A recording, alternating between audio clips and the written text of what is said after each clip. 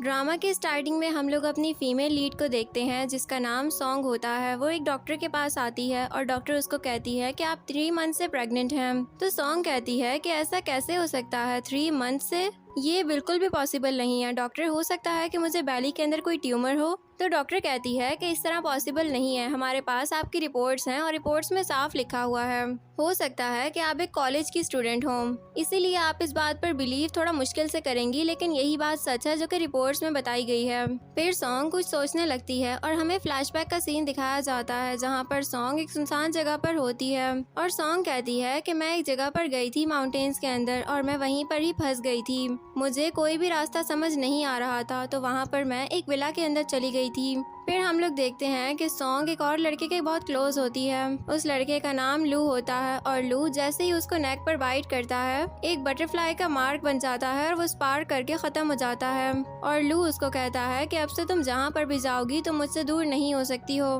फिर सीन वापस प्रेजेंट में शिफ्ट होता है और सॉन्ग कहती है कि ये सब कुछ तो कल ही हुआ था, तो फिर मैं 3 मंथ्स की प्रेग्नेंट कैसे हो सकती हूँ। तभी उसको पेन स्टार्ट होना शुरू हो जाता है और दूसरी तरफ हम लोग देखते हैं सॉन्ग के बेबी की बर्थ हो जाती है। नर्स जैसे ही उस बेबी को सॉन्ग के पास लेकर आती है तो वो बेबी फौरन से उसको मॉम बोल देता है। सारी नर्सेज ये सुनकर हैरान हो जाती हैं और कहती हैं कि इतने छोटे बच्चे तो कुछ भी नहीं बोल सकते, और देखें इसने आपको फौरन से देखते ही मॉम बोल दिया, ये जब बड़ा होगा तो देखिएगा कि ये बहुत ही ज्यादा सक्सेसफुल भी होगा। फिर दूसरी तरफ हम लोग सॉन्ग को देखते हैं जो कि सख्त बारिश में अपने बेटे को हाथ में उठाकर अपने घर वापस जाती है। घर जाकर वो डोर नॉक करती है और अपने डैड से कहती है कि प्लीज डोर खोल दें। डैड डोर खोल देते हैं और वहाँ पर उसकी स्टेप मॉम भी खड़ी हुई होती हैं। फिर डैड सॉन्ग का सामान सारा बाहर फेंक देते हैं और उसकी स्टेप मॉम कहती है कि तुम मेरे लिए पहले ही एक बर्डन थी और अब तुम इस छोटे से बच्चे को भी लेकर आ गई हो। और डैड कहते हैं कि ये बहुत ही एम्बैरेसिंग मोमेंट है मेरे लिए, तुम इसको यहाँ से लेकर अभी के अभी चली जाओ और दोबारा मुझे अपनी शक्ल भी मत दिखाना। फिर उसके डैड दरवाजा बंद करके चले जाते हैं तो सॉन्ग अपने बेबी को कहती है तुम तब पैदा हुए हो जब मेरे पास कुछ भी नहीं है और मैं नहीं चाहती कि तुम भी मेरी तरह सफ़र करते रहो। अगर तुम मेरे साथ रहे तो हमारे साथ ऐसा ही होता रहेगा, लेकिन मैं तुम्हें कहाँ पर छोड़ कर आऊँ। फिर दूसरी तरफ हम लोग उसी वेयर्ड मेंशन का सीन देखते हैं जहाँ पर लू को एक ओल्ड मैन बोलता है कि ये सारी लड़कियाँ आपसे शादी करने के लिए तैयार हैं, आप सिर्फ चूज करें कि आप इनमें से किसको रखना चाहते हैं। तो लू कहता है कि फिलहाल मैं किसी से भी शादी नहीं करना चाहता हूँ। तो वो ओल्ड मैन कहता है कि इस तरह नहीं हो सकता है, हमारे वुल्फ ट्राइब के अंदर इस तरह नहीं होता। 100 दिन पूरे होने के बाद एक मेटिंग सीजन जरूर आता है और आपको एक शी वुल्फ की जरूरत जरूर पड़ेगी ताकि आपके ऊपर जो प्रेशर है वो रिलीव हो सके। मैंने देखा था कि उस रात आप किसी के साथ थे। ये सुनकर लू को बहुत गुस्सा आता है और वो कहता है कि उस रात के बारे में दोबारा मुझसे जिक्र मत करना। फिर वो ओल्ड मैन उससे सॉरी करता है और वो उन लड़कियों से पूछता है कि तुम में से कौन था उस रात इसके साथ। फिर लू फौरन से खड़ा हो जाता है और कहता है कि इनमें से वो लड़की कोई सी भी नहीं है। तो अंकल कहते हैं कि यही तो हमारे ट्राइब की सारी शी वुल्फ्स हैं। फिर वो कहते हैं कि कहीं वो कोई मेल तो नहीं था। ये सुनकर लू को और भी गुस्सा आता है और वो कहता है कि वो एक वीमेन थी, मुझे पता है। फिर वो ओल्ड मैन टाइम कैलकुलेशन करता है और कहता है कि टाइम कैलकुलेशन के हिसाब से उस वुमेन का तो अभी तक बच्चा भी हो चुका होगा। तभी वहाँ पर एक लड़का आता है और वो लू को कहता है कि बाहर एक औरत आई है और वो ये बच्चा यहीं पर ही छोड़कर चली गई है, मुझे लगता है कि ये वुल्फ ट्राइब का ही बच्चा है। फिर वो लड़का वो बच्चा लू को दे देता है। तो वो ओल्ड मैन उस बच्चे को देखकर कहता है कि लू ये तो बिल्कुल तुम्हारी ही तरह लगता है, जब तुम छोटे थे तुम सेम टू सेम इसी तरह के थे, इसीलिए हमें पैटर्निटी टेस्ट की भी जरूरत नहीं पड़ेगी। और लू उस छोटे से बेबी को देखकर बहुत खुश होता है। फिर वो ओल्ड मैन कहता है कि इसकी मॉम ही वही औरत है जिनके साथ आप मेट कर चुके हैं। ये सुनकर लू बहुत हैरान होता है और वो भागता हुआ बाहर चला जाता है। और दूसरी तरफ हम लोग सॉन्ग को देखते हैं जो कि उसी विला के बाहर खड़ी हुई होती है और वो कहती है कि प्लीज मुझे माफ कर देना, मैं तुम्हारा ख्याल नहीं रख सकी, मैं तुम्हें इस तरह कभी भी छोड़कर ना जाती अगर मेरे खुद अपने पास रहने के लिए कोई घर होता, लेकिन तुम्हारे डैड बहुत ही ज्यादा अमीर इंसान है, देखना तुम्हारे पास भी सब कुछ होगा और तुम उसके साथ बिल्कुल ठीक रहोगे। तभी डोर ओपन होता है और लू बाहर आ जाता है, लेकिन वो देखता है कि वहाँ पर कोई भी नहीं होता। फिर वहाँ पर वो ओल्ड मैन कहते हैं कि मुझे लगता है कि वो वापस चली गई है, इसका मतलब है कि वो एक अच्छी लड़की बिल्कुल भी नहीं थी, वो एक हार्टलेस पर्सन है, वरना अपने बच्चे को ऐसे छोड़कर कौन वापस जा सकता है। ना ही उसने तुम्हें कोई एक्सप्लेनेशन दी और ना ही तुमसे कुछ कहा, बस इस बच्चे को यहाँ पर रख के वो ऐसे ही गायब हो गई है। फिर लू अपने बच्चे को वापस उठा लेता है और स्माइल करता हुआ उसको देख रहा होता है। फिर नेक्स्ट सीन में हम लोग देखते हैं वो वो बच्चा अब 1 साल का हो चुका होता है और आज उसकी बर्थडे होती है। सब लोग उसको प्रेजेंट देते हैं और फिर हु सबको थैंक्स भी बोलता है। फिर ओल्ड मैन वहाँ पर केक लेकर आते हैं और हु उनके पास जाता है और विश करता है कि मैं चाहता हूँ कि मेरी मॉम मुझे जल्द वापस मिल जाए। देन वो कैंडल्स ब्लो करता है और केक कट करता है। और दूसरी तरफ हम लोग सॉन्ग को देखते हैं जो कि कह रही होती है कि अब मैंने अपनी यूनिवर्सिटी कंप्लीट कर ली है और अभी मुझे आधा साल ही हुआ है कि मैं वीचो ग्रुप के अंदर एंटर हो चुकी हूँ और फाइनली आज मेरा फर्स्ट डे है और मैं बहुत ही अच्छे से काम करूँगी ताकि मैं अपने आप को करेक्ट कर सकूँ। फिर मैं बहुत सारे पैसे जमा करूंगी। देन मैं उस कैसल के अंदर जाऊंगी और अपने बेटे को वापस लेकर आ जाऊंगी। फिर वो रिसेप्शन पर जाती है और रिसेप्शन पर एक लड़का होता है। वो बताता है कि आप यहाँ के प्रेसिडेंट को तो जानती ही होंगी। उस प्रेसिडेंट का एक बेटा है और उसको बहुत सारी वुमेन कबूल करने के लिए राजी हैं, लेकिन वो किसी के भी साथ रहने की कोशिश नहीं करता है। वो अपने बेटे के साथ बहुत ही ज्यादा खुश है और अगर कोई उसके साथ जबरदस्ती करे तो वो उसको मार देता है। ये सुनकर सॉन्ग बहुत डर जाती है। तभी हम लोग देखते हैं कि वहाँ से एंट्री होती है प्रेसिडेंट की और वो कोई और नहीं बल्कि लू ही होता है। लू जब वहाँ पर आता है तो सारे अपने हेड्स बो कर लेते हैं, लेकिन सॉन्ग सिर्फ उसको देखती ही रह जाती है। तभी वो रिसेप्शनिस्ट कहता है कि प्लीज तुम भी अपना हेड बो करो वरना कुछ भी हो सकता है। तो सॉन्ग भी फौरन से अपना हेड बो करती है और लू उसको कहता है मुझे लगता है कि तुम इस कंपनी में बिल्कुल नई हो, लेकिन अगली दफा से बहुत ख्याल रखना। ये बोलकर वो वहाँ से चला जाता है। फिर वो रिसेप्शनिस्ट सॉन्ग को कहता है कि तुम बहुत ही ज्यादा लकी हो क्योंकि प्रेसिडेंट ने तुमसे बात की है। तो सॉन्ग कहती है कि अच्छा बस बहुत हो गया है, अब इतना भी मत बोलो। तो रिसेप्शनिस्ट उससे सॉरी करता है और कहता है कि अब आप अपने काम पर जा सकती हैं। फिर सॉन्ग कुछ सोचने लगती है। वो कहती है कि पता नहीं क्यों लेकिन ये मुझे बहुत जाना पहचाना लग रहा है। ऐसा लग रहा है कि जैसे मैंने इसको कहीं पर देखा हो। और फिर दूसरी तरफ हम लोग सॉन्ग को देखते हैं जो कि मिरर के सामने खड़ी हुई होती है। तभी वो उसी बटरफ्लाई मार्क के ऊपर से सनी प्लास्ट हटाती है और सीन फ्लैशबैक में जाता है। जब वो डॉक्टर के पास गई थी तब उसने डॉक्टर से कहा था कि मेरी गर्दन पर एक मार्क है और उसमें से एक बहुत ही अजीब सी स्मेल आती है जिसकी वजह से एनिमल्स मुझसे अट्रैक्ट होते हैं। मैं नहीं चाहती कि इस तरह हो, तो क्या आप कुछ कर सकती हैं? डॉक्टर कहती हैं कि ये बात बहुत ही स्ट्रेंज है, लेकिन मेरे पास एक ऑइंटमेंट है, वो मैं तुम्हें दे दूंगी, उससे तुम काफी बेहतर फील करोगी। फिर सीन वापस प्रेजेंट में शिफ्ट होता है और सॉन्ग उस मार्क के ऊपर दोबारा से सनी प्लास लगा लेती है। तभी उसको माइस की आवाज आती है और वो कहती है कि क्या इस दफा मेरे साथ अटैच होने वाला माइस है? ऐसा नहीं हो सकता। फिर वो एक झाड़ू लेकर आगे बढ़ रही होती है, लेकिन जैसे ही वो टेबल का कपड़ा हटाती है तो उसके नीचे कोई और नहीं बल्कि हु होता है और उसकी आईज ब्लिंक करती हैं। हु भागता हुआ सॉन्ग के पास आता है और उसको मॉमी मॉमी कहकर चिपक जाता है। सॉन्ग उस बच्चे को कहती है कि तुम मुझे मॉम क्यों बुला रहे हो? तुम्हारी मॉम किधर है? क्या तुम मुझे बताओगे?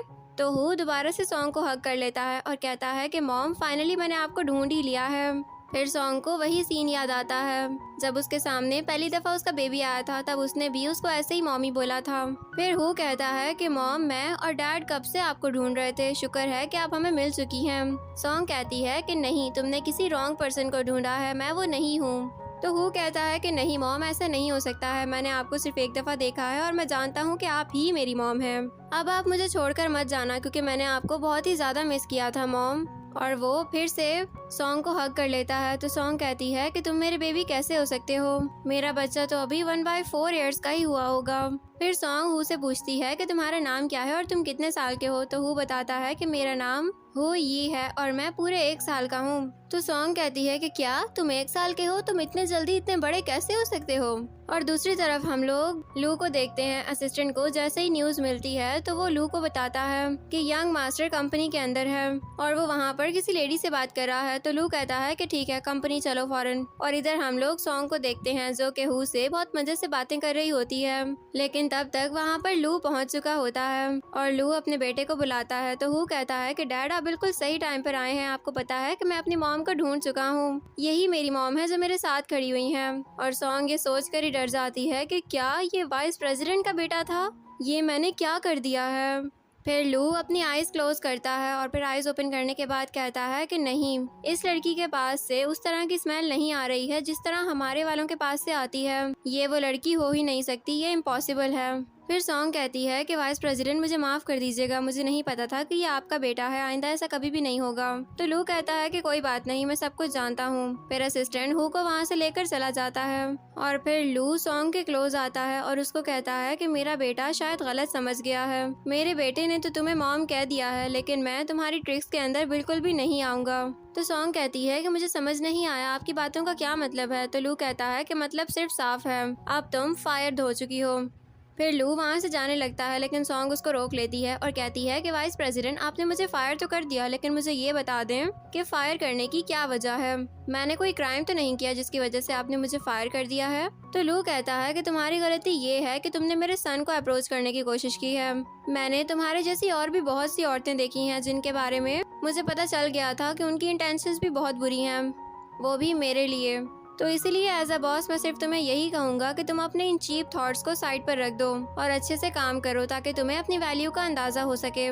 ये सब कुछ सुनकर जोंग को बहुत ही ज्यादा गुस्सा आ जाता है और वो लू को कहती है कि तुम एक डर्ट हो, तुम मुझे फायर करते हो, मैं तुम्हें फायर करती हूँ बॉस की सीट से, क्योंकि तुम्हें पता ही नहीं है कि एक बॉस होता किस तरह का है। अच्छा हुआ कि मेरी तुमसे जान ही छूट गई। ये कहकर वो वहाँ से चली जाती है और लू उसको देखकर स्माइल करता है। फिर नेक्स्ट सीन में हम लोग वुल्फ ट्राइब को देखते हैं जो कि सारे बैठकर खाना खा रहे होते हैं। तभी हु अपने डैड को कहता है कि आप मेरी मॉम को ऐसे फायर नहीं कर सकते हैं, अगर आपने ऐसा किया तो फिर मैं आपको छोड़कर चला जाऊंगा, क्योंकि मुझे मेरी मॉम बहुत मुश्किल से मिली है और मैं नहीं चाहता कि वो दोबारा से गुम हो जाएं। और फिर वो रोने लग जाता है। तो फिर लू को उसकी बात माननी ही पड़ती है। वो कहता है कि कॉल कर दो और सॉन्ग से कहो कि कल दोबारा से काम पर आ जाए। वो कहता है कि उसकी कोई भी जरूरत नहीं है, मैं अपनी मॉम को खुद ढूंढ लूंगा। फिर वो स्माइल करके वहाँ से चला जाता है। और फिर दूसरी तरफ हम लोग सॉन्ग को देखते हैं जो कि अपने घर वापस आती है और कहती है कि आज का दिन ही बहुत खराब था, मुझे इतनी मुश्किल से जॉब मिली है और वो भी पहले दिन ही खत्म हो गई है। फिर वो जब अंदर आती है तो वहाँ पर उसके डैड और उसकी स्टेप मॉम भी आए हुए होते हैं। वो उन दोनों को देखकर डर जाती है और कहती है कि आप लोग यहाँ पर क्या कर रहे हैं। डैड कहते हैं कि हम लोग तुम्हें एक जगह पर लेकर जाना चाहते हैं, लेकिन उससे पहले तुम्हें अपना ड्रेसअप करना होगा।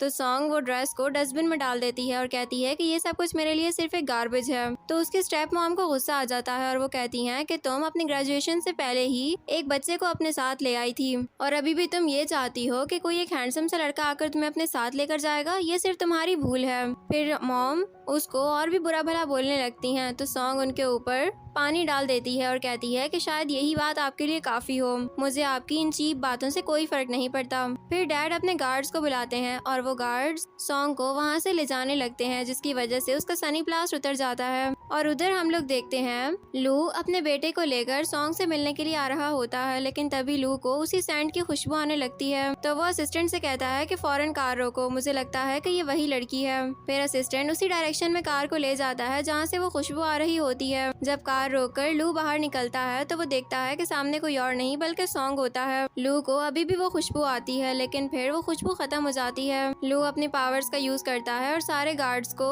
बहुत ही अच्छा सबक सिखाता है। सब लोग वहाँ से भाग जाते हैं। फिर हु दोबारा से सॉन्ग के पास आ जाता है और लू कहता है ये तुमसे मिलना चाहता था, इसलिए मैं इसको तुम्हारे पास लेकर आया हूँ। तो हु कहता है कि मॉम मुझे बहुत भूख लगी है, आप कुछ खाने को दे सकती हैं मुझे। तो सॉन्ग कहती है कि बिल्कुल मैं तुम्हें दे सकती हूँ। और फिर वो लू से पूछती है कि क्या मैं इसको अपने साथ घर ले जाऊँ। लू कहता है कि ले जाओ, लेकिन तुम्हारे पास सिर्फ आधा घंटा है, उसके बाद मैं इसको ले जाऊंगा अपने साथ। तो सॉन्ग खुश हो जाती है और हु को वहाँ से लेकर चली जाती है। फिर दूसरी तरफ हम लोग देखते हैं कि हु बहुत ही ज्यादा खुश होता है सॉन्ग के साथ और लू ये सब कुछ देख रहा होता है। लू कहता है कि आज से पहले मैंने कभी भी अपने बेटे को इतना खुश नहीं देखा है। फिर लू सॉन्ग से कहता है कि ये तुमसे मिलकर बहुत ही ज्यादा खुश है और ये तुम्हें अपनी मॉम भी मानता है, ये तुम्हें लाइक करने लगा है। तो हु कहता है कि बिल्कुल ऐसा ही है डैड। फिर जब वो लोग वहाँ से जाने लगते हैं तो लू की तबीयत खराब होने लगती है। असिस्टेंट कहता है कि हो सकता है कि आपकी वुल्फ नेचर बाहर आना चाहती हो और आपको किसी शी वुल्फ की जरूरत पड़ जाए। तो ये सुनकर लू को बहुत गुस्सा आता है और वो कहता है कि अगर तुम दूसरी दफा मरना चाहो तो तुम ये बात जरूर कर सकते हो। फिर वो कार में बैठ जाता है और वो लोग वहाँ से चले जाते हैं। फिर नेक्स्ट सीन में हम लोग सॉन्ग को देखते हैं जो कि कंपनी वापस आ चुकी होती है और आज वो बहुत ही ज्यादा खुश होती है। जब वो वहाँ से चली जाती है तो वहाँ पर दो लड़कियाँ रिसेप्शनिस्ट के पास आती हैं और उससे कहती हैं ये लड़की तो सॉन्ग है ना, लेकिन ये तो फायर हो चुकी थी, वापस क्या कर रही है ये यहाँ पर। तो रिसेप्शनिस्ट बताता है कि ये यहाँ पर लू की तरफ से दोबारा लाई गई है और अब ये कह रही है कि सब कुछ मिसअंडरस्टैंडिंग था जो कि खत्म हो चुका है। तो वो दोनों कहती हैं कि ठीक है, हम लोग बताते हैं कि इसकी असल जगह किधर है।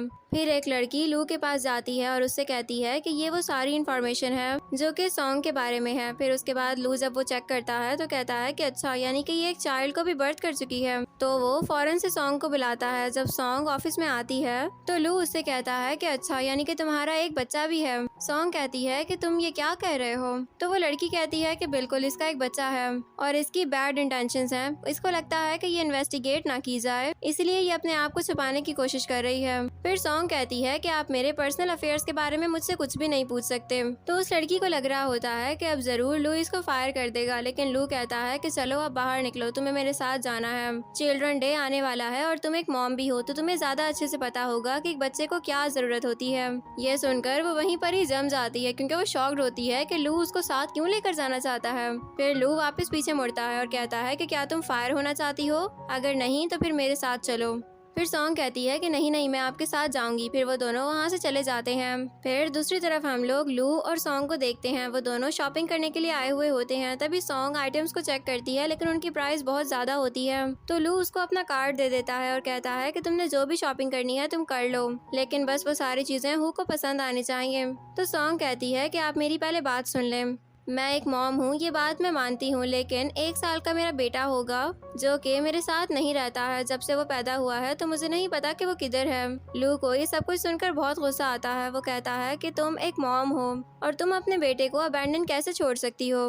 तुम इंसान होते ही डिसलॉयल हो और ह्यूमन वुमेन तो वैसे भी हर्टलेस ही होती हैं। तो सॉन्ग कहती है कि ये ह्यूमन वुमेन क्या होता है? वुमेन तो वुमेन ही होती है, वो तो ह्यूमन ही होगी ना। ये एक बहुत ही स्ट्रेंज टर्म है वैसे।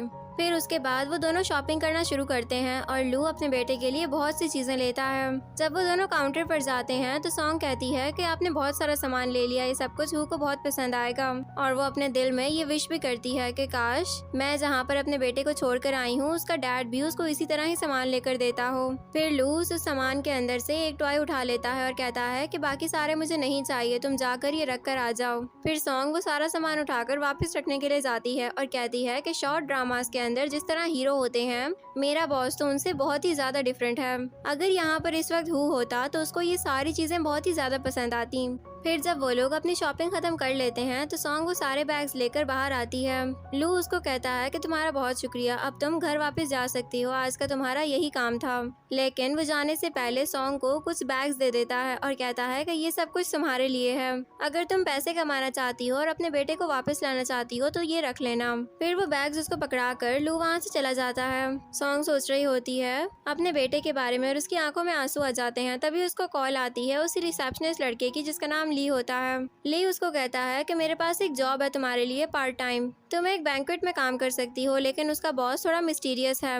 वो सबको आई मास्क पहनाता है जब सब लोग अंदर काम करने के लिए जाते हैं तो, लेकिन उसकी सैलरी भी बहुत ज्यादा अच्छी है, वो 5000 वॉन देता है। सॉन्ग ये सुनकर हैरान होती है। वो कहती है कि क्या 5000 वॉन, ये तो मेरे लिए बिल्कुल ठीक है, मैं जरूर वहाँ पर जॉब करूंगी।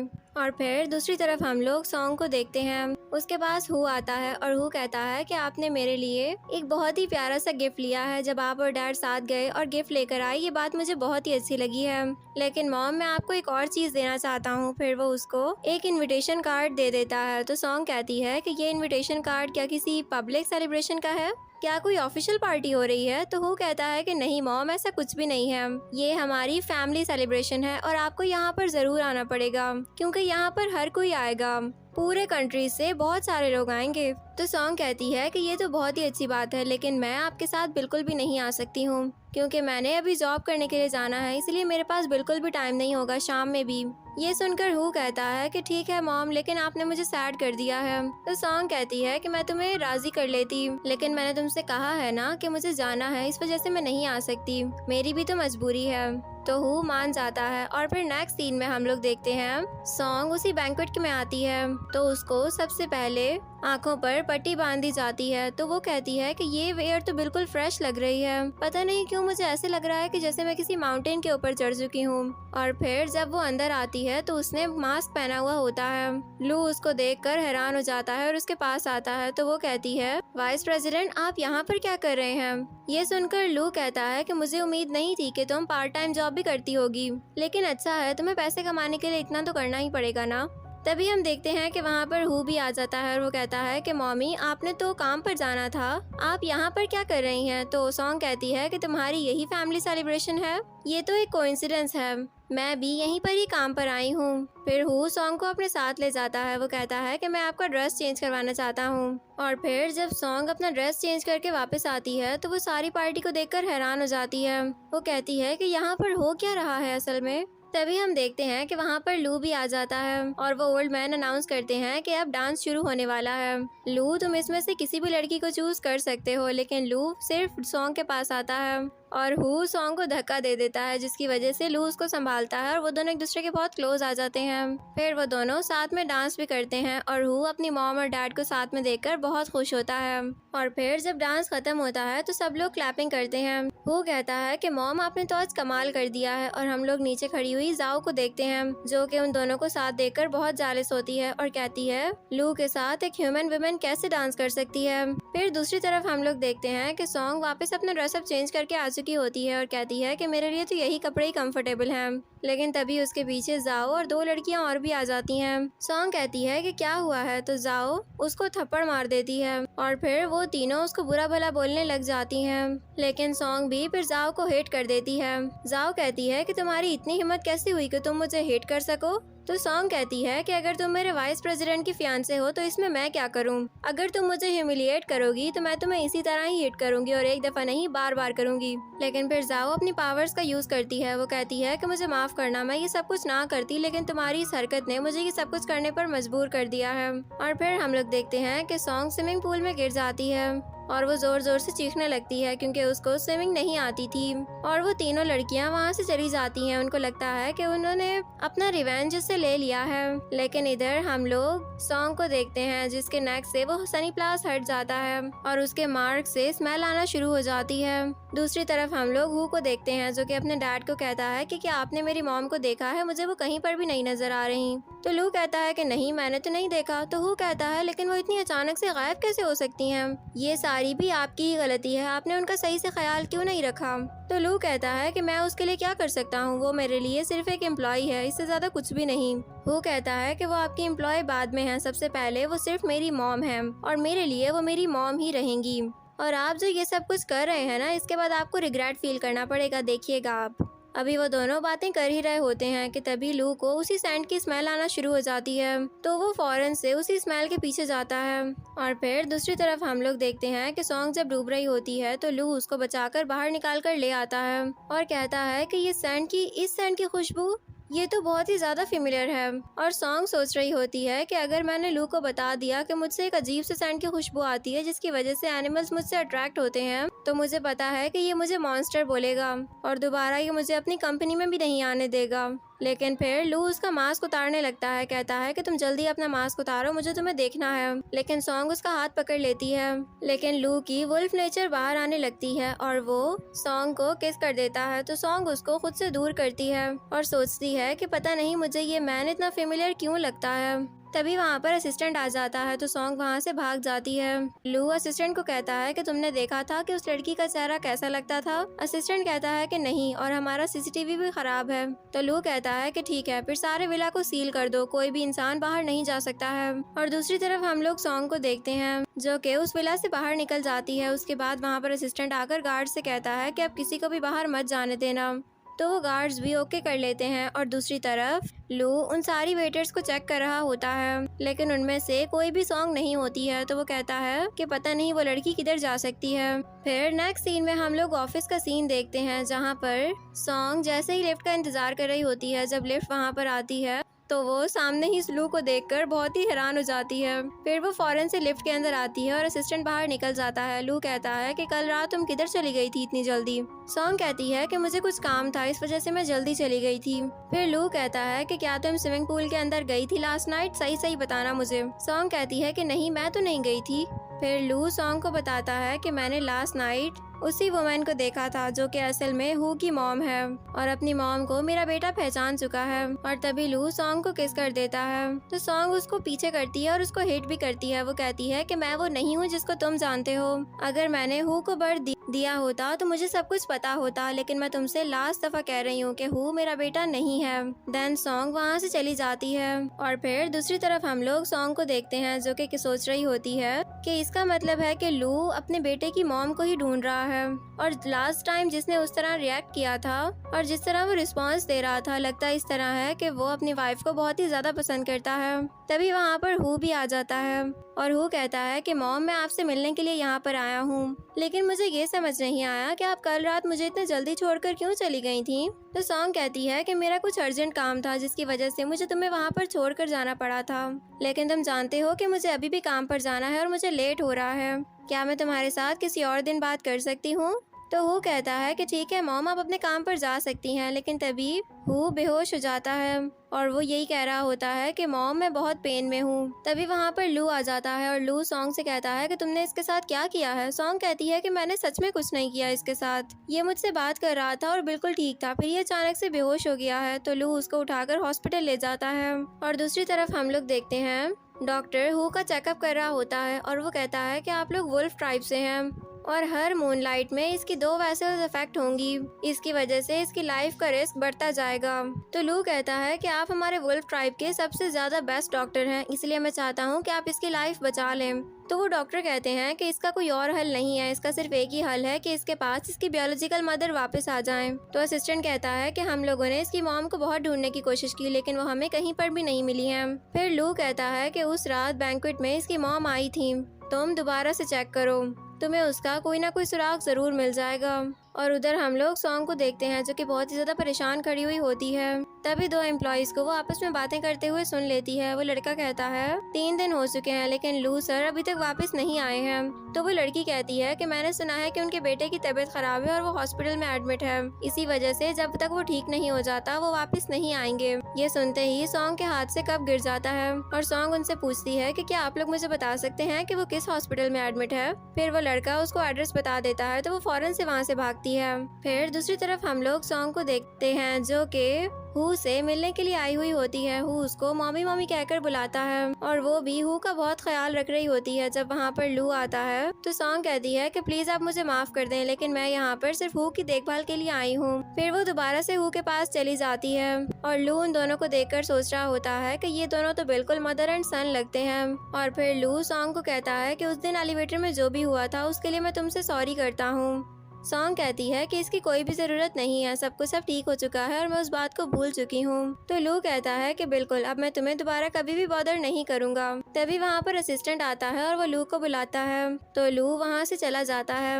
और इधर हु कहता है कि मॉम मुझे बहुत प्यास लग रही है, क्या आप मुझे पानी डालकर दे सकती हैं। तो सॉन्ग फौरन से पानी डालने लगती है, लेकिन वहाँ पर एक नाइफ रखी होती है जिस पर उसका हाथ लगता है और उसका हाथ कट जाता है, लेकिन वो पानी उसको पिलाती है। तो पानी की जगह हु उसका ब्लड थोड़ा टेस्ट करता है और वो काफी बेहतर लग रहा था। सॉन्ग कहती है कि ये तो बहुत कंफर्टेबल हो गया है, तो क्या ये सब कुछ मेरे ब्लड की वजह से हुआ है। फिर सॉन्ग नाइफ से अपना थोड़ा सा हाथ कट करती है और उसको दोबारा से वही ब्लड देती है और उधर ही लू वापस रूम में जाने लगता है। ये देखकर सॉन्ग डर जाती है और कहती है कि अगर उसने मुझे हु को ब्लड पिलाते हुए देख लिया तो ये तो मुझे फायर ही कर देगा। लेकिन तभी लू कहता है डॉक्टर को कि चले हम कहीं और चल के बात करते हैं। फिर वो सब वहाँ से चले जाते हैं, लेकिन तभी वहाँ पर एक लड़की आ जाती है और वो सॉन्ग को कहती है कि तुम यहाँ पर क्या कर रही हो। फिर वो नाइफ को देखती है जिसके ऊपर ब्लड लगा हुआ होता है। वो कहती है कि तुम यहाँ पर हु को नुकसान पहुँचाने आई हो ना। सॉन्ग कहती है कि नहीं, मैंने ऐसा कुछ भी नहीं किया है। फिर वो लड़की उसके हाथ को देखती है और कहती है कि अच्छा, यानी कि तुमने अपना ब्लड उसको पिलाया है। तो सॉन्ग कहती है कि प्लीज इस बारे में लू को कुछ भी मत बताना। फिर वो लड़की हु को देखती है और वो कहती है कि ये तो अब पहले से बहुत ही ज्यादा बेहतर लग रहा है, तो क्या ये सच में उसकी मॉम है। और दूसरी तरफ हम लोग डॉक्टर को देखते हैं। डॉक्टर लू को कहते हैं कि तुम्हारे बेटे की तबीयत बहुत खराब हो रही है, क्या तुम्हें उसकी मॉम कहीं पर मिली या फिर नहीं। तो लू कहता है कि मैं उनको ढूंढ ही चुका था, लेकिन उसके बाद वो मुझे चकमा देकर वहाँ से भाग गई थी। तभी असिस्टेंट लू को बताता है कि अब छोटे मास्टर को होश आ चुका है। यह सुनकर लू बहुत हैरान होता है और भागता हुआ रूम में जाता है। और दूसरी तरफ हम लोग सॉन्ग को देखते हैं जो कि वापस जा रही होती है, लेकिन तभी वहाँ पर उसकी स्टेप मॉम आ जाती है और उसकी स्टेप मॉम कहती हैं कि मैंने तुम्हारी शादी जब शेड्यूल कर दी है तो तुम अब उससे मना बिल्कुल भी नहीं कर सकती हो। सॉन्ग कहती है कि मैं तो वो शादी बिल्कुल भी नहीं करूंगी, अगर तुमने करनी है तो तुम जाकर कर लो। फिर वो वहाँ से चली जाती है और तभी स्टेप मॉम के पास वही लड़की आ जाती है और वो कहती है मैं जानती हूँ कि तुम्हारे और सॉन्ग के दरमियान के रिलेशंस ठीक नहीं हैं, लेकिन तुम उससे बदला ले सकती हो। कैसे, वो मैं तुम्हें बता दूंगी। और इधर हम लोग हू को देखते हैं जो कि बिल्कुल ठीक हो चुका होता है। वो अपने डैड को कहता है कि अब मैं बहुत ठीक हो चुका हूँ और अब मैं बिल्कुल ठीक हूँ, आप प्लीज मुझे अब जाने दें, मैं यहाँ पर लेट लेट कर भी थक चुका हूँ। तो लू कहता है कि तुम्हारी कंडीशन बहुत सीरियस है और तुम कह रहे हो कि तुम ठीक हो चुके हो। तो हू कहता है कि ठीक है, अगर आपको यकीन नहीं आता तो डॉक्टर अंकल आप मुझे चेक कर लें। जब डॉक्टर चेकअप करता है तो वो लू को बताता है कि ये बिल्कुल ठीक हो चुका है। तो लू कहता है कि हू तुम्हें किसने ठीक किया है। तो हू बताता है कि मुझे मेरी मॉम ने ठीक किया है, मेरी मॉम जब यहाँ पर आई थी तो वो मुझे ठीक करके वापस गई हैं। तो लू कहता है कि मॉमी यानी कि तुम सॉन्ग की बात कर रहे हो ना। तो हू कहता है कि बिल्कुल डैड, और मैं किसकी बात कर सकता हूँ। फिर लू स्माइल करता है और कहता है कि जिस औरत को मैं पूरे 1 साल से ढूंढ रहा हूँ वो अब मुझे मिल चुकी है। और फिर वो वहाँ से चला जाता है। दूसरी तरफ हम लोग सॉन्ग को देखते हैं जो कि बस स्टॉप पर खड़ी हुई होती है। तभी वहाँ पर वो लड़की आ जाती है और वो अपनी पावर्स का यूज करके सॉन्ग को बेहोश कर देती है। जब सॉन्ग को होश आता है तो वो कहती है कि मैं यहाँ पर क्यों सो गई थी। फिर वो देखती है कि उसके फोन पर लू की कॉल आ रही होती है, तो वो कॉल फौरन से अटेंड करती है। लेकिन तब तक लू खुद भी वहाँ पर पहुँच चुका था और वो कहता है कि तुमने मेरी कॉल अटेंड करने में इतना टाइम क्यों लगाया। सॉन्ग कहती है कि मुझे नहीं पता, लेकिन अब मैं उठ भी नहीं पा रही हूँ। तो लू कहता है कि तुम ही वही हो जिसको मैं काफी टाइम से ढूंढ रहा हूँ। अब मुझे पता चला है कि हू तुम्हें मॉमी मॉमी क्यों कहता है। तो सॉन्ग कहती है नहीं नहीं, आपको क्या गलतफहमी हुई है, मैं वो लड़की नहीं हूँ। तो लू कहता है कि नहीं, तुम बिल्कुल वही लड़की हो। फिर वो उसके नेक पर उस सनी प्लास को भी हटा देता है। फिर वो उसको स्मेल करता है तो उसको उस सेंट की स्मेल नहीं आती है। वो कहता है कि ये सब कुछ कैसे हो सकता है। और सॉन्ग भी कहती है कि मुझे भी ये स्मेल नहीं आ रही है, क्या मैं ठीक हो चुकी हूँ। तभी वहाँ पर असिस्टेंट आ जाता है और वो कहता है कि हम लोग हू की मॉम को ढूंढ चुके हैं। ये सुनकर लू और सॉन्ग दोनों हैरान हो जाते हैं। फिर दूसरी तरफ हम लोग जाओ को देखते हैं जो कि लू का ही इंतजार कर रही होती है। जब लू वहाँ पर आता है और वो उसका सनी प्लास उतारता है तो उसको उसी तरह के सेंट की स्मेल आना शुरू हो जाती है। तो वो असिस्टेंट को कहता है कि इसको मेरे पास लेकर आ जाना। फिर जाओ साइड पर उस लड़की को खड़ा हुआ भी देख लेती है और वो लड़की वियर्ड सी स्माइल करती है। और इसी तरह सीन जाता है फ्लैशबैक में, जब उस लड़की ने सॉन्ग को बेहोश किया था तभी उस लड़की ने सॉन्ग का वो मार्क चुरा लिया था और वो फिर जाओ के ऊपर चिपका दिया था और इसी वजह से सॉन्ग के पास अब वो निशान नहीं रहा था। और दूसरी तरफ हम लोग लू को देखते हैं जो कि कहता है अब तो मुझे हू की मॉम भी मिल चुकी है, लेकिन फिर भी मैं खुश क्यों नहीं हूँ, ये सब कुछ मेरे साथ क्या हो रहा है। और उधर हम लोग सॉन्ग को देखते हैं जिसको एक एम्प्लॉय बताती है कि क्या तुम जानती हो वाइस प्रेसिडेंट को अपने बेटे के लिए उसकी बायोलॉजिकल मदर मिल चुकी है। सॉन्ग कहती है कि बिल्कुल मैं ये सब कुछ जानती हूँ। तो वो एम्प्लॉय कहती है लेकिन तुम खुश क्यों नहीं हो फिर। तो सॉन्ग घबरा जाती है और वो कहती है कि मैं खुश क्यों नहीं होंगी, मैं तो बहुत ही ज्यादा खुश हूँ, देखो ना। और फिर सॉन्ग ये सोचने लग जाती है कि अब तो हू को उसकी बायोलॉजिकल मदर मिल चुकी है, यानी वो अब अपनी मदर को ही मॉमी मॉमी कहकर बुला लेगा और मुझे अब वो मॉम भी नहीं कहेगा। वैसे कितनी बुरी बात है ना ये भी। फिर सॉन्ग वहाँ से चली जाती है और दूसरी तरफ हम लोग देखते हैं सब लोग एक साथ बैठकर खाना खा रहे होते हैं। तभी हू जाओ को कहता है कि आपने बहुत ही अच्छे फ्राइज बनाए हैं। और फिर जब जाओ खुद खाना खाने लगती है तो वो खाने को देखकर डर जाती है और कहती है कि ये खाना बहुत ही ज्यादा वियर्ड है, ये मैं नहीं खा सकती हूँ। तो हू कहता है कि आप मेरी मॉम हैं और आप इतनी वीक कैसे हो सकती हैं। और लू भी उसको देखकर ये सोचने लग जाता है कि ये मुझे बहुत ही स्ट्रेंज लग रही है, मुझे तो नहीं लग रहा कि ये मेरी वाइफ हो सकती है। फिर उधर हम लोग देखते हैं कि जाओ जो भी काम करती है उसका वो काम हमेशा उलट ही हो जाता है और वो ये सब कुछ देखकर बहुत परेशान हो जाती है। और फिर इधर हम लोग हू को देखते हैं जो कि लू को कहता है कि मैं अपनी मॉम के साथ टूटते हुए सितारों को देखना चाहता हूँ। लू कहता है कि किसके साथ, तुम फिर सॉन्ग की बात कर रहे हो। हु कहता है कि बिल्कुल डैड, वही मेरी मॉम है ना। तो लू कहता है कि ठीक है, मैं भी तुम्हारे साथ चलूंगा। दूसरी तरफ हम लोग देखते हैं कि हु सॉन्ग को कॉल करता है और सॉन्ग को कहता है कि मैं आपके साथ टूटते हुए सितारे देखना चाहता हूँ। तो सॉन्ग कहती है कि तुम्हारे डैड किधर हैं फिर। तो हु कहता है कि वो बहुत ही ज्यादा बिजी हैं। सॉन्ग कहती है कि फिर तुम अपनी मॉम के साथ चले जाओ ना, वो भी तुम्हारे साथ टाइम स्पेंड करके अच्छा महसूस करेंगी। हु कहता है कि मैं आपको बता देता हूँ कि वो मेरी मॉम बिल्कुल नहीं है और ना ही वो मुझे अच्छी लगती हैं। मेरी मॉमी सिर्फ आप ही हैं, इसके अलावा और कोई भी नहीं। और मैं चाहता हूँ कि आप मुझे कंपनी करें, क्या आप मेरे पास आ जाएंगी। तो सॉन्ग कहती है कि ठीक है, मैं तुम्हारे पास जरूर आ जाऊंगी। और फिर दूसरी तरफ हम लोग देखते हैं कि वो तीनों स्टार्स देखने के लिए पहुंच जाते हैं। तभी लू कहता है कि तुम दोनों ने अब चढ़ना होगा माउंटेन के ऊपर। सॉन्ग, तुम चढ़ लोगी ना। तो सॉन्ग कहती है कि बिल्कुल, मैं चढ़ जाऊंगी। और पीछे से जाओ भी उनका पीछा कर रही होती है। ये सब कुछ हु को पता चल जाता है, तो हु फिर उसके लिए एक अलग से रास्ता बना देता है ताकि वो डिस्ट्रैक्ट हो सके। और वो तीनों वहाँ से चले जाते हैं। जब जाओ की बारी आती है तो वो एक रॉन्ग वे चूज करती है। और इधर हम लोग देखते हैं कि सब लोग मिलकर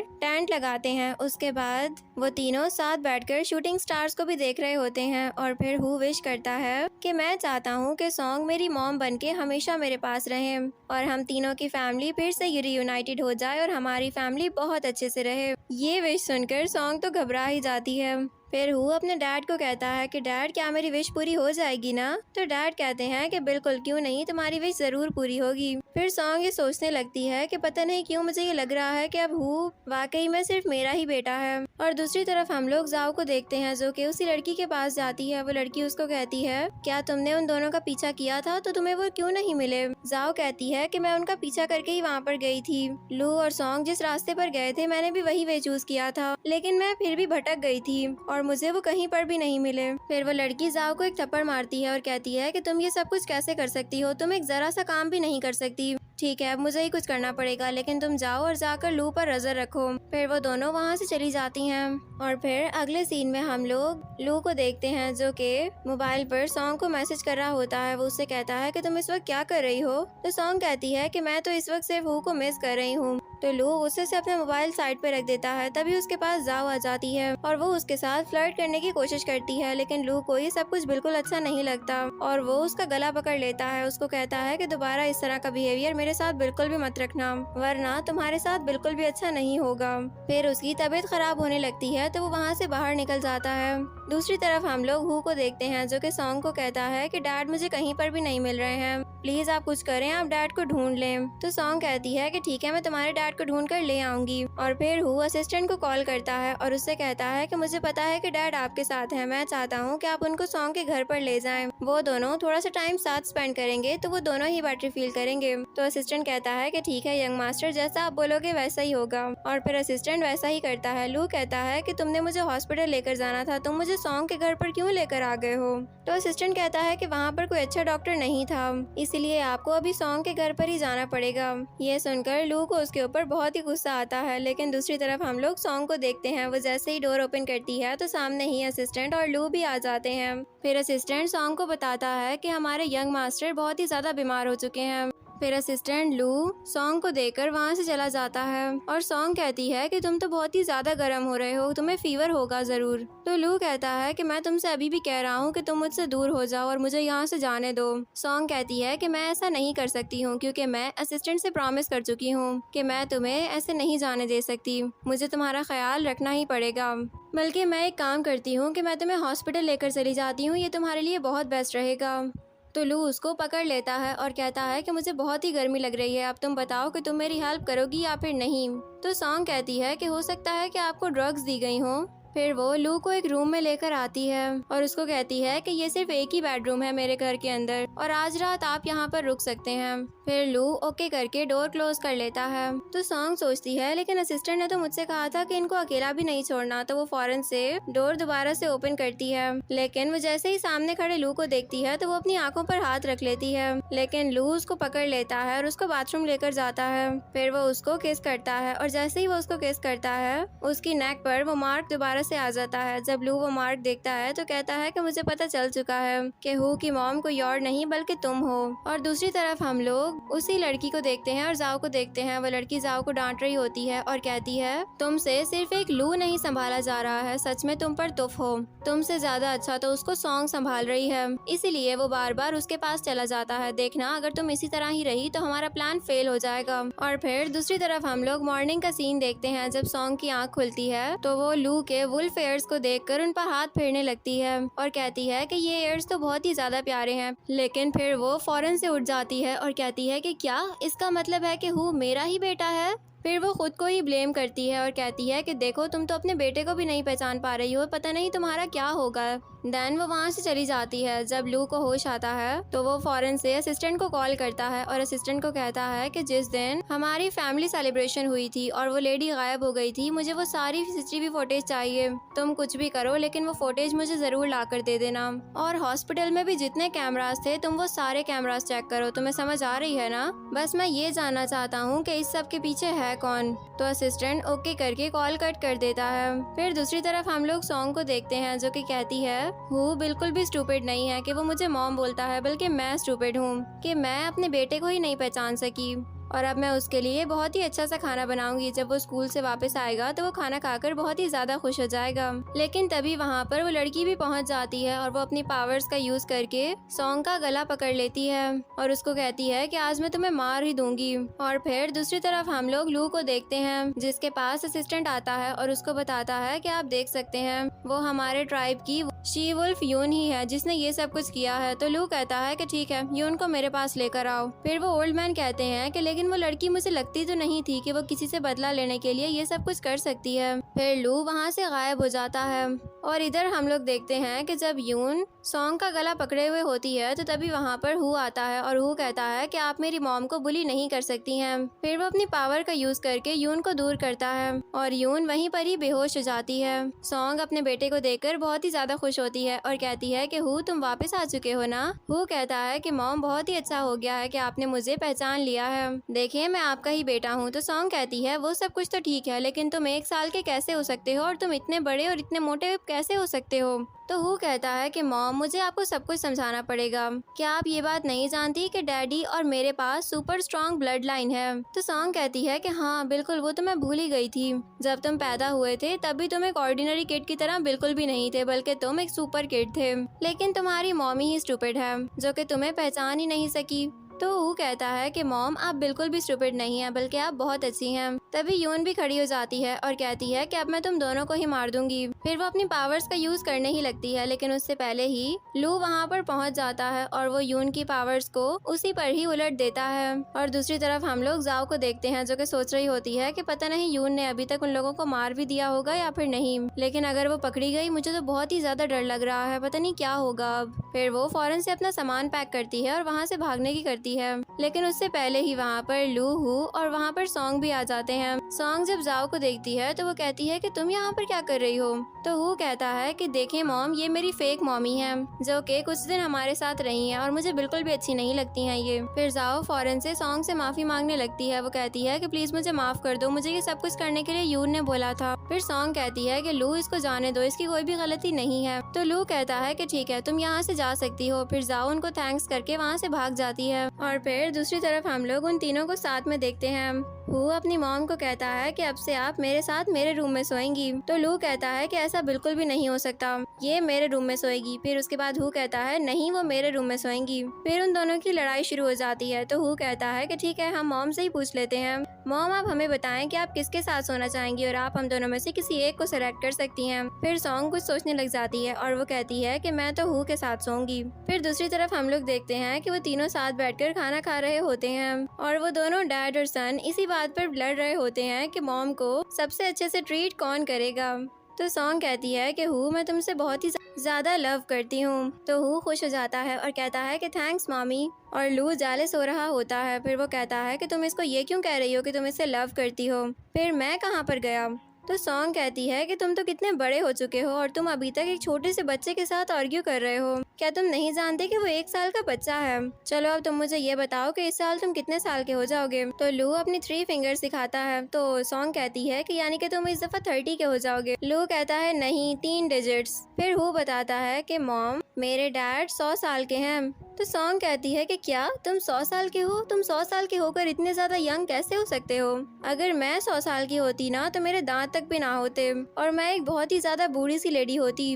इसका मतलब है कि मेरा बूढ़े हो जाने के बाद भी तुम लोग इसी तरह ही यंग रहोगे। तो लू कहता है कि नहीं, ऐसा नहीं हो सकता है, तुम हमारी फैमिली से हो और जो हम पर अप्लाई होगा वो तुम्हारे ऊपर भी अप्लाई होगा। यह सुनकर सॉन्ग खुश हो जाती है और कहती है कि क्या वाकई ऐसा ही होगा? ये तो बहुत ही अच्छी बात है। इसका मतलब है कि मैं भी हमेशा ही यंग रहूंगी। तो लू कहता है बिल्कुल, चाहे 100 साल गुजरे, 200, 300 या फिर 400 साल, तुम इसी तरह ही रहोगी। और फिर दूसरी तरफ हम लोग जाओ को देखते हैं जिसकी तबीयत बहुत ही ज्यादा खराब होती है। डैड नर्स से कहते हैं कि इसको क्या हो गया है। तो नर्स कहती है कि इसको पॉइजन पिलाया गया है और वो पॉइजन अब इसकी लंग्स तक पेनिट्रेट कर चुका है, इसीलिए हम उस पॉइजन को जड़ से खत्म नहीं कर सकते हैं। अब आप सब कुछ पैकअप कर लें और इसके फ्यूनरल की तैयारी शुरू कर दें। और फिर तभी हम लोग देखते हैं कि जाओ की डेथ हो जाती है और नेक्स्ट सीन में हम लोगों को वुल्फ ट्राइब को दिखाया जाता है जहाँ पर आज फिर से फैमिली सेलिब्रेशन होती है और सॉन्ग अपनी फैमिली को वापस पाकर बहुत ही ज्यादा खुश होती है। नीचे बहुत सारे लोग खड़े हुए होते हैं और वो लू और सॉन्ग को हैप्पी वेडिंग बोल रहे होते हैं। वहाँ पर हर कोई बहुत ही ज्यादा खुश होता है और फिर इसी सीन पर हमारे इस ड्रामा की हैप्पी एंडिंग हो जाती है। तो इसी तरह का एक और ड्रामा हमने अपने दूसरे न्यूज़ चैनल पर अपलोड कर दिया है जिसका लिंक हमने आपको कमेंट सेक्शन और डिस्क्रिप्शन बॉक्स में भी दे दिया है। आप सबने उस वीडियो को भी लाजमी वॉच करना है और साथ ही हमारे न्यूज़ चैनल को भी सब्सक्राइब करना मत भूलिएगा। मिलती हूँ मैं आपसे एक न्यू ड्रामा के साथ। तब तक के लिए आप हमारे उस ड्रामा को ज़रूर वॉच करें और एंजॉय करें। Take care, bye bye.